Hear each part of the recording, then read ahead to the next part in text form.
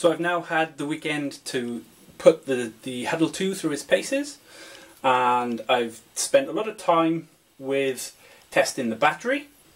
I've spent some time looking at the parental controls that are on you, and I've also connected it up to an external television as well, all of which follows in this video that you can see. And I'm still very, very impressed.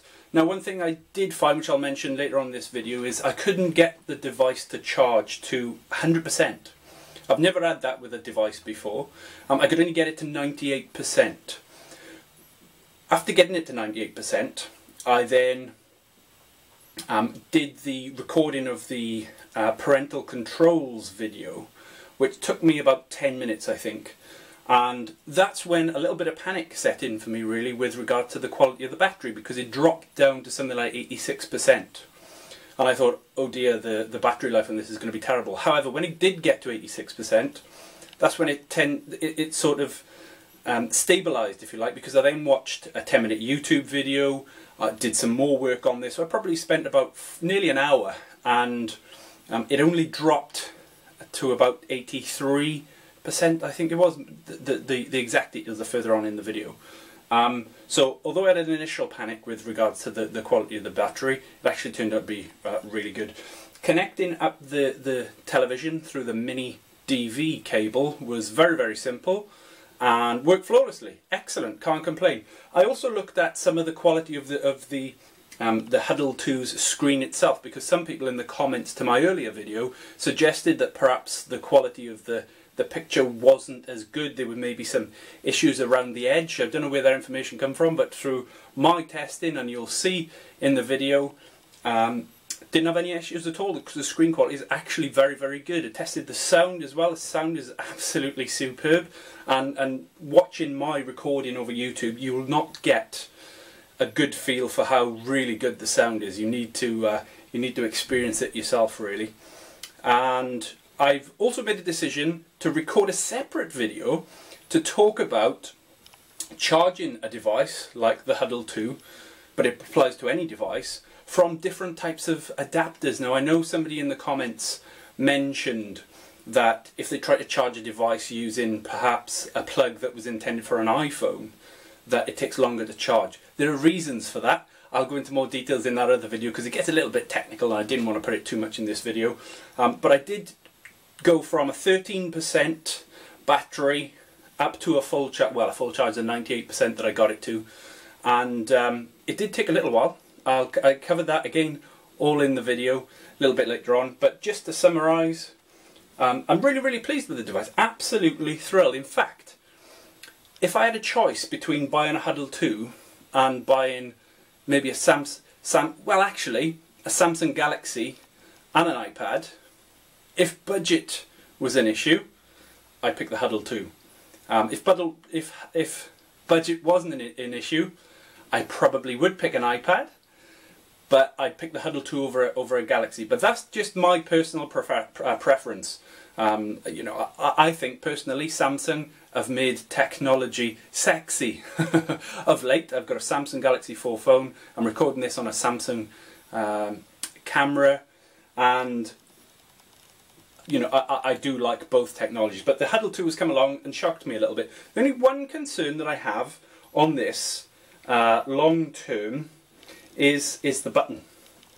I'd like to see over time how those buttons do in terms of wearing away, because of it just looks to me like something that could possibly be a wear and tear issue long term, but not immediately. You're not gonna, you know, I'm talking about perhaps in a year's time.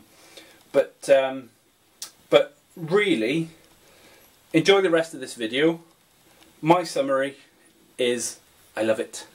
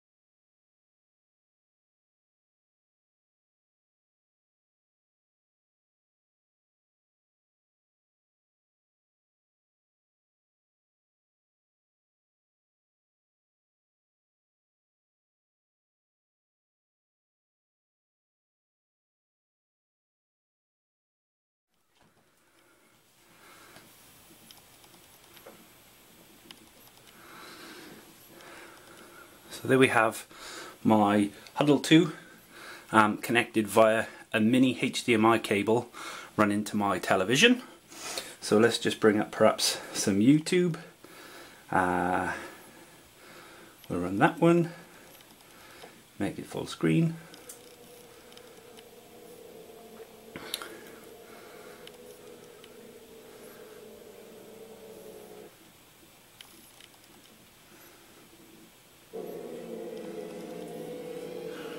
So the volume is coming out of the television now, not from the Hudl.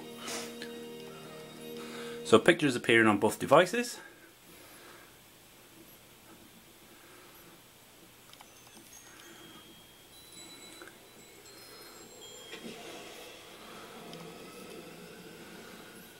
But the sound is coming out of the television, which I've got the volume turned down on at the moment.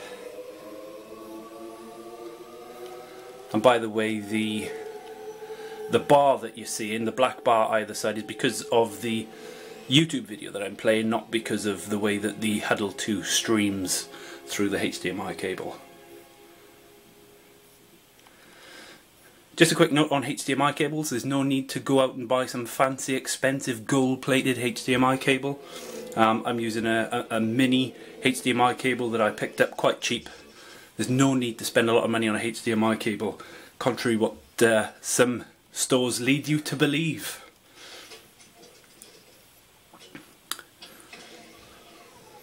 So there we are, the Hudl 2 streaming to my television.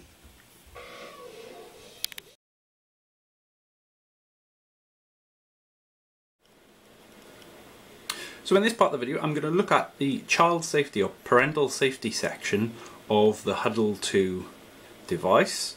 On the home screen there's a little orange smiley face with child safety on. You click on that to start up the child safety part of the settings, and we can initially see that we are going to be able to control web safety, time limits and app safety as well. So we click OK. This will take us through to a screen that tells us we're in parent mode right now. Click OK again,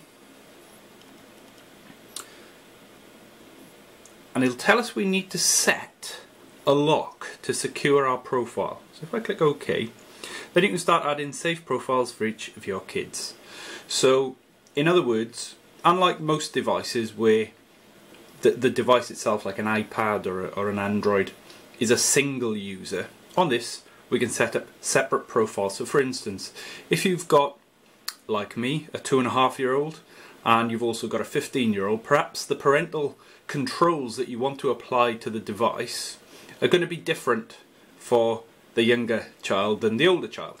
So there might be certain sites that you won't want the younger child to access, and you think that it's okay for the oldest child to access. So if we click on OK, it then takes us to a screen that will give us some more advice. If we look at safety advice, we'll click on Read, and we can go through some training on this, an overview really of the device. So by clicking Welcome, we can have a good read. And if you're new to parental guidance, if you're new to tablets and that kind of thing, I suggest that this is going to be time well spent reading through, just so you can have a good understanding of what you can and can't control, and also some best practice and some tips that are in here as well. Advice by age is quite a good one.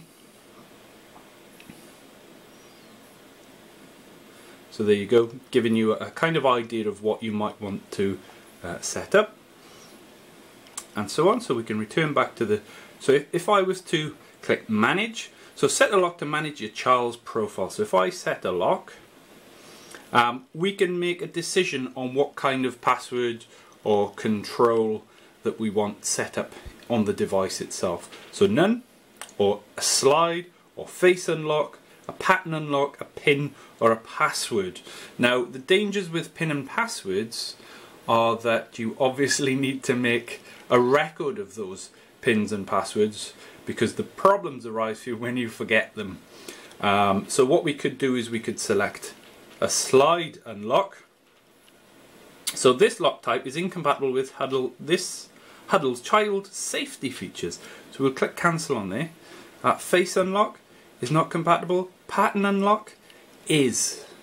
So we might want to do, and I wouldn't suggest Z because that's probably the most common security pattern. We draw the pattern again to confirm.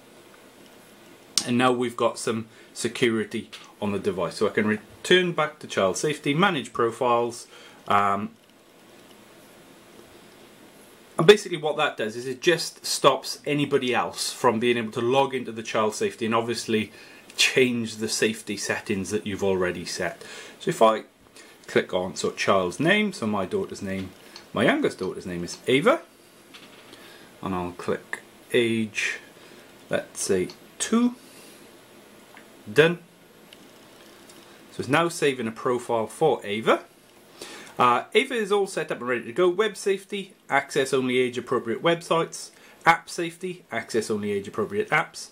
And time limits, which I haven't yet set. Primarily because with a child of that age, I can clearly control whether or not they have access to the device by putting it out of reach, or just making sure that it's not in her sight so that she spots it and decides that she wants to play with it. So when I decided it's not an appropriate time for her to use the device, I just put the device out of reach. So I wouldn't myself use time limits on that one, but perhaps for my older daughter who's 15, I might put age limits on, time limits on. One word of caution, dealing with teenagers, you know how, shall we say, frustrated they can get. So you might want to make sure that if you are setting time limits, they don't get frustrated and throw the device across the room. So let's go and let's go to child profiles. So we'll click Ava rather than owner. So owner is me. So if I click on owner, oops, I need to unlock, whereas, oops, let me go back to unlock there again. Go to child profiles. So if I click on Ava, I can unlock, so there's no password for her to access the device. So she can't log into my profile because it's password protected with a pattern, but she can log into her device, which as you can see now has got limited icons on the desktop compared to mine, because obviously we've put those parental controls in place. If I go see what else is available within this area, so settings is available, which is interesting. That section is available from within the parental controls, because I wouldn't really want her to, with a limited amount of icons on there, one of the first things she might do is press on an appropriate icon and go on to the settings and change the Wi-Fi settings, unless of course, let me just check to see if it would touch sounds. Can I switch touch sounds off? Yes, I can. So I can change, even though I'm logged in on the limited account that I've set up for my 2-year-old daughter, it does still give me access to the settings. So Play Store, this app doesn't support accounts for restricted profiles. In other words, the Play Store won't run on a restricted profile, which is good. I would perhaps prefer that to be available for settings as well. And let's have a look to see where else is available. Gallery is available. Google settings, Maps. Yeah, but Maps hasn't. So at the home screen, if you want to change user, as I do, because I want to log into my account, if I scroll that right area down, it says Ava there. I click that and it takes me back to the home screen where I can select my profile,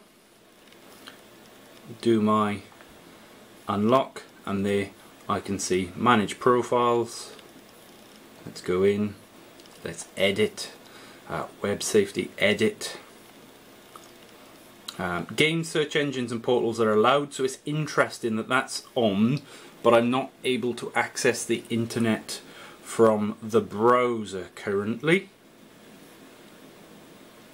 So we've got a great deal of control But this is providing all this information. Obviously all this content is block, block, block, block, block. All this information is allowed. Okay, you've obviously got control over whether or not you want to switch some of these off.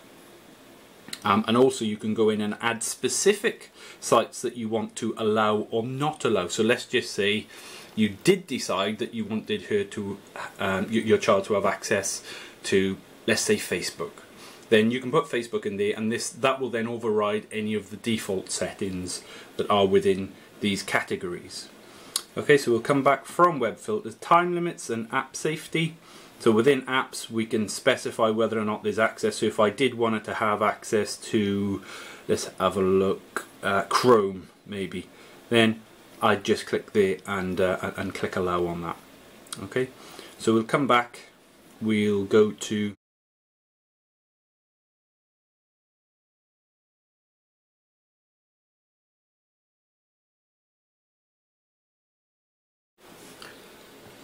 okay, I've come onto the Disney site in my own profile so I can see that that's working. Let me now switch back to my daughter's profile, which I can unlock. Let's go internet. There we go. So if I go Facebook, this website may not be suitable for you. So that's the warning that you get. So if I click on Ask to View, that means that what I can do is, rather than log out of her session, log into my session, enable it, and then log back in, it's allowing me to log into the child safety section from within her profile, so that I could allow access temporarily. Okay, so let's just try Google. So Google works fine. So let's go to Disney. Go and see if it'll allow me onto the Disney site on this profile. Interesting, this website might not be suitable for you. Ask your parents if you'd like to view it. So it's not recognising the Disney channel or Disney website as a site that's accessible or allowable for a 2-year-old. Okay, so what I could do then is I could log into the parental controls on through my profile, and then I could set that if I was happy that the Disney website was safe for her, I could set her up on there then as a site that I'm allowing her to have access to.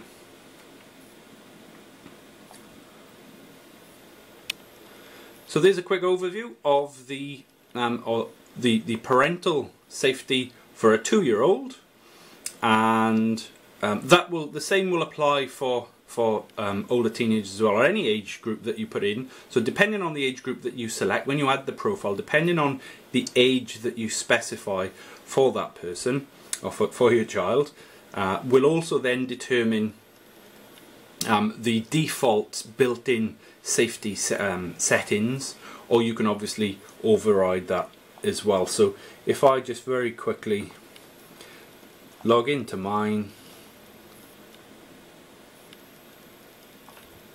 and go to child safety, manage, unlock,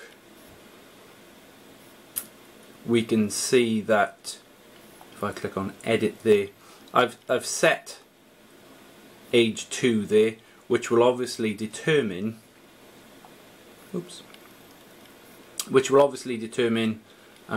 whether or not it gives access to certain areas of the site.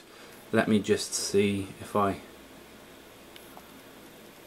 we go. So read, advice by age. So this will give you under 5 years before the kids. So this will give you an overview of the types of restrictions that are in place for those age ranges that are preset, and you can obviously override those by logging into their profile. So if you manage their profile, you can log in, edit their account, web safety, and you can override these settings and put specific. So for instance, what I would now do is www.disney.co.uk. click add, it's now an allowed site. And if I wanted to remove it because I decided that I thought it was going to be safe but it's not, I can click to remove the as well.